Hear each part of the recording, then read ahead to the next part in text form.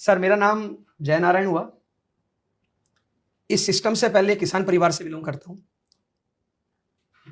पूर्वजों की मेहनत से और आप सब लोगों की दुआ आशीर्वाद से हमारा पुराना काम खेती बाड़ी का बहुत अच्छा होता है। खेत में हमारे करोड़ों की फसल होती है। पैसे से पहले से मैं ठीक बैकग्राउंड से हूँ। अच्छा।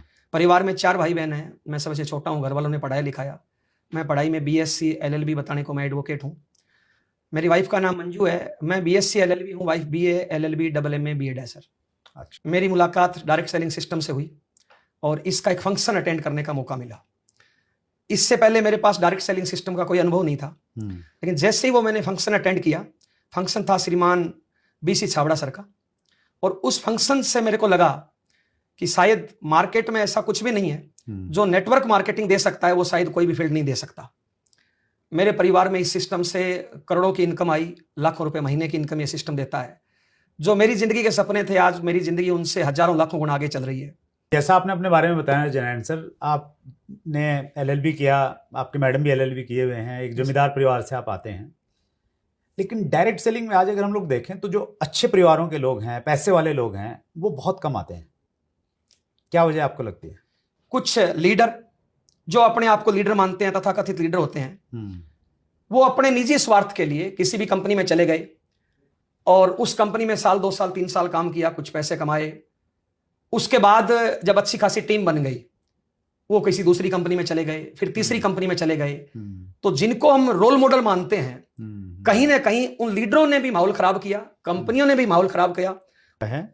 लोग 6 महीने बाद डायरेक्ट सेलिंग को क्यों छोड़ देते हैं?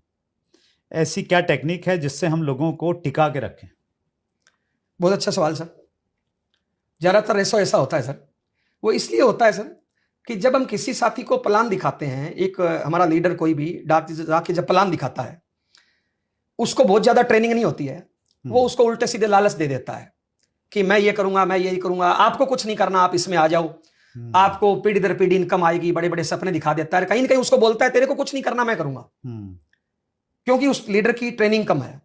और ऐसे लोग लालच में आ जाते हैं और वो उस अपलाइन से ऐसी उम्मीदें पाल लेते हैं कि भाई मेरी ये लाइन चलाएगा, ये मेरे नीचे ज्वाइनिंग लगाएगा, सब कुछ यही करेगा, और वो खुद काम नहीं करते हैं। इसलिए वो कहीं ना कहीं 6-7 महीने में या 1 साल में बाहर हो जाते हैं। यही कारण रहता है कि वो ट्रेनिंग नहीं ले पाते, उनका विजन खुद का क्लियर नहीं होता है, और कहीं ना कहीं वो अपलाइन के कहने से उस बिजनेस में आ गए सर।